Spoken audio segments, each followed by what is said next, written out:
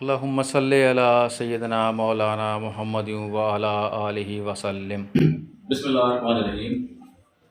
السلام علیکم، میرا نام ڈاکٹر محمد اویس ہے۔ میں ختم نبوت پہ پورا ایمان رکھتا ہوں الحمدللہ، کیونکہ میں اس کلمے پہ ایمان رکھتا ہوں، لا الہ الا اللہ محمد رسول اللہ۔ یہ کلمہ آپ نے پڑھ لیا آپ اور اس کو سمجھ لیا، آپ پورے کے پورے اپنے ایمان پہ آپ نے داخل ہو گئے اور ایمان پہ آپ قائم ہو گئے۔ کیوں میں ختم نبوت پہ ایمان رکھتا ہوں؟ اس کی وجہ ہے، ختم نبوت پہ اس لیے ایمان رکھتا ہوں کیونکہ ہم جو کلمہ پڑھتے ہیں، ہم جو نماز کے اندر اشہد ان لا الہ الا اللہ، آپ 5 وقت کی نماز پڑھتے ہیں، التحیات میں پڑھتے ہیں نا، اس میں آپ اگر سمجھ کے پڑھیں، اس میں یہی اس کا ترجمہ ہے کہ نہیں کوئی معبود اللہ کے سوا، اور حضرت محمد مصطفیٰ صلی اللہ علیہ وآلہ وسلم ان کے رسول اور آخری نبی ہیں۔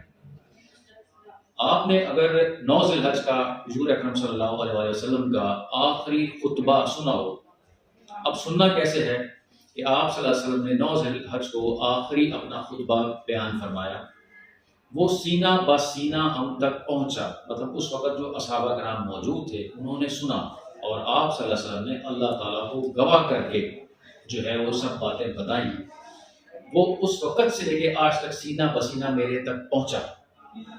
میرا اس پہ ایمان پختہ ہو چکا ہے کہ میرا اللہ ایک، میرا رسول ایک، میرا قرآن ایک۔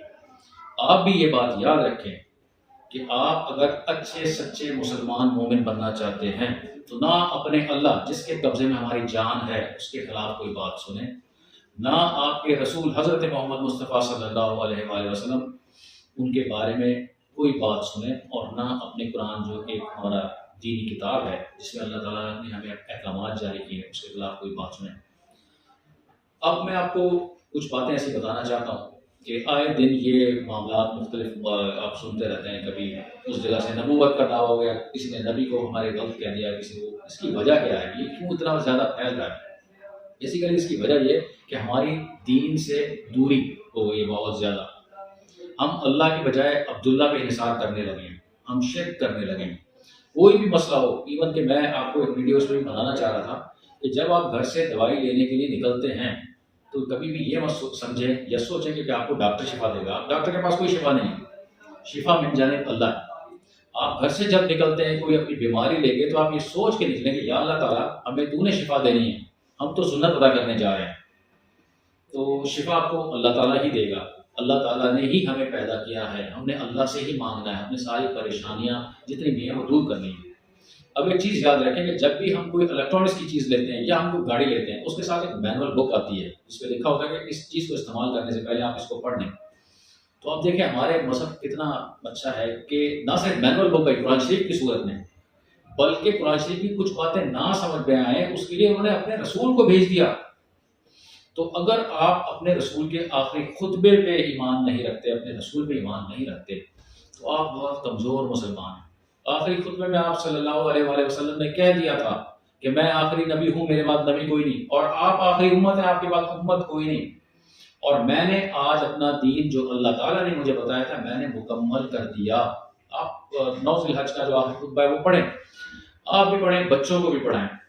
المیہ یہ ہے کہ ہم آج کل بچوں کو تعلیم کیا دے رہے ہیں۔ جو ڈاکٹر حضرات ہیں وہ بتاتے ہیں کہ میرٹ کیسے بنانا ہے میڈیکل کالج کا، جو انجینئر حضرات ہیں وہ بتاتے ہیں انجینئرنگ یونیورسٹی کا میرٹ کیسے بنانا ہے، اسی طرح وکلا یا دوسری فیلڈ کے یا بزنس مین ہیں، کیا ہم ان کو بتاتے ہیں کہ اگر سینہ بسینہ ہمارا ایمان آگے تک نہ گیا تو کانے دجال کا فتنہ طاقتور تناور طرف کتنا جو وہ پھیل جائے گا، سرایت کر جائے گا پوری دنیا میں، اور سب سے زیادہ خطرے میں مسلمان ہیں۔ تو اب یہ جو فتنے چھوٹے چھوٹے کھڑے ہوتے ہیں یہ اسی وجہ سے ہوتے ہیں کہ ہم دین سے دور ہیں، ہم بچوں کو وہ تعلیم نہیں دے رہے ہیں۔ آپ دیکھیں دوسری تیسری نسل تک تو جائے گا، اس کے بعد ان کو کون بتائے گا اور کون بچائے گا دجال کے فتنوں سے؟ کیونکہ ہم تو ان کو جو ہے وہ پیسہ کمانے کے طریقے بتا رہے ہیں، ہم ان کو بتا ہی نہیں رہے کہ رزق تو من جانب اللہ ہے۔ ہم ڈاکٹر بن گئے، انجینئر بن گئے، اس سے ہمارا رزق وابستہ نہیں ہے، رزق کا تو اللہ تعالیٰ نے وعدہ فرمایا ہے۔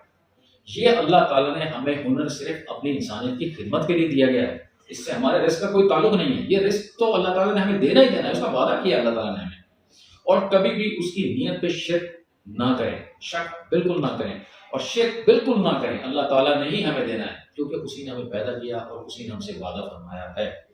اور حضرت محمد مصطفیٰ صلی اللہ علیہ وسلم ہمارے آخری نبی ہیں، اللہ تعالیٰ کے رسول ہیں، اور ان کے بعد نبوت ختم ہو گئی، کوئی نبی نہیں آئے گا، وحی کا سلسلہ ان تک ختم ہو گیا، اب کوئی وحی نہیں آئے گی۔ اس چیز پہ آپ ایمان کامل رہیں اور اپنے بچوں کو بھی دین کی تعلیم لازمی دیں۔ اس سے کیا ہوگا کہ یہ جو دین ہے سینہ بسینہ آگے جائے گا، بچوں کو بھی پتہ چلے گا کہ اس قسم کے فتنوں سے کیسے بچنا ہے، ٹھیک ہے نا جی۔ اور ایک بات میری اور یاد رکھیں کہ اب ہم جو یہ اس قسم کے دعوے کرتے ہیں، اس سے اگر آپ کیوں کیا کیسے بھی نہیں کر سکتے، کیونکہ وہ بھی کفر میں داخل ہو جائیں گے۔ یعنی کہ اگر آپ کسی سے پوچھیں کہ بھائی آپ نے دعویٰ کیوں کیا ہے، تو آپ اس کا مطلب آپ بھی شک کا شکار ہیں، آپ نے ان سے پوچھنا بھی نہیں ہے۔ ان کے لیے بس دعا کریں اللہ تعالیٰ ان کو ہدایت دے اور اپنا دین مضبوط کریں تاکہ آپ اس قسم کے فتنوں سے آپ اور آپ کی آل اولاد بچ سکے۔ اب ہم آئے دن احتجاج کو کرتے ہیں، دکھ ہوتا ہے اتنی مسلم امہ جو ہے اتنی بڑی آبادی ہے پوری دنیا میں کہ ہم سرکاری ملازم جو ہے آئے دن ہڑتال کرتے ہیں، احتجاج کرتے ہیں، یہ تنخواہوں کا مسئلہ بن گیا۔ اسکولوں کی فیس بڑھ جائے تو اس بچوں کے والدین اسکولوں کے باہر کھڑے ہو کے احتجاج کرتے ہیں جی، ٹھیک ہے نا جی۔ اسی طرح سے آٹے کے لیے آپ دیکھ لیں لوگ جان دے رہے ہیں، تو ہر چیز کے لیے احتجاج ہے، لیکن آپ کے رسول کے بارے میں کوئی کچھ کہے تو کوئی احتجاج نہیں ہے۔ احتجاج کا طریقہ یہ نہیں ہوتا کہ آپ کسی کی گاڑی کا شیشہ توڑ دیں یا کسی پہ پتھر پھینک دیں یا جلاؤ رکھ دیں۔ سمپل ہی احتجاج کا طریقہ یہ ہوتا ہے۔ یہ دیکھیں یہ میں نے کالی پٹی باندھی ہے، اب یہ کالی پٹی جو میں نے باندھی ہے اس میں کم از کم مجھے آج 150 سے 200 افراد یہ پوچھیں گے کہ ڈاکٹر صاحب آپ نے کالی پٹی کیوں باندھی ہے، تو پھر میں ان کو بتاؤں گا، آپ صلی اللہ علیہ وسلم کی شان کی ان کو بتاؤں گا، بیان کروں گا کہ اللہ تعالیٰ کے رسول کی کیا شان ہے اور وہ کیسے نبی ہیں اور ان کے خلاف ہم کوئی بات برداشت نہیں کر سکتے۔ یہ احتجاج میں نے کالی پٹی باندھی ہے۔ اس سے کیا ہوگا کہ ہم دوسروں کے دین میں بھی اضافہ کر رہے ہیں، ٹھیک ہے نا، ہمیں تو پتہ ہے، ہم اپنے بچوں کو بھی بتائیں اور جو پوچھنے والے ہیں ان کو بھی بتائیں۔ تو میری یہ دعا ہے اور آپ لوگوں سے گزارش ہے کہ دین کو جتنا ہو سکتا ہے پھیلائیں، اپنے بچوں میں پھیلائیں، ان کو بتائیں اللہ تعالیٰ نے ہمیں پیدا کیوں کیا، اللہ تعالیٰ ہم سے کیا چاہتا ہے، یہ چیز لازمی بتائیں کو، اور اس چیز پہ ایمان رکھیں کہ شفا بھی من جانب اللہ ہے، رزق بھی من جانب اللہ ہے، ٹھیک ہے نا جی۔ انسان کے پاس کچھ نہیں نہ وہ دے سکتا ہے، صرف اللہ تعالیٰ پہ انحصار کریں، عبداللہ پہ نہ کریں۔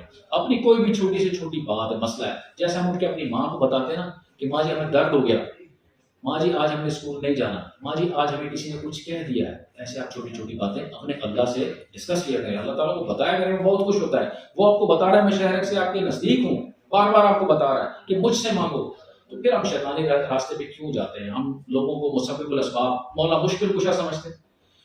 مولا مشکل کشا تو صرف وہی ہے جس کے قبضے میں ہماری جان ہے، جس کے قبضے میں میری جان ہے، میری آل اولاد کی جان ہے، وہی ہمارے مسئلے حل کرے گا۔ تو ہمیں چھوٹی چھوٹی سی باتیں جو بھی مسئلے مسائل ہیں ان کو اللہ تعالیٰ کو بتانا چاہیے۔ کچھ پوائنٹس ہیں ہمارے جو ہمیں جو ہے وہ یہ ظاہر کرتے ہیں کہ ہم دین سے کتنے کمی ہیں، اور ڈسکس کرنا چاہتا ہوں آپ سے کہ مسکنسیپشنز ہیں مذہب کے بارے میں نا۔ پیسے گر جائیں ہمارے، کو گاڑی کا نقصان ہو جائے، موٹر سائیکل ٹوٹ جائے تو ہم کہتے ہیں کہ ہمارا صدقہ نکل گیا، ایسے صدقہ نہیں نکلتا ہے۔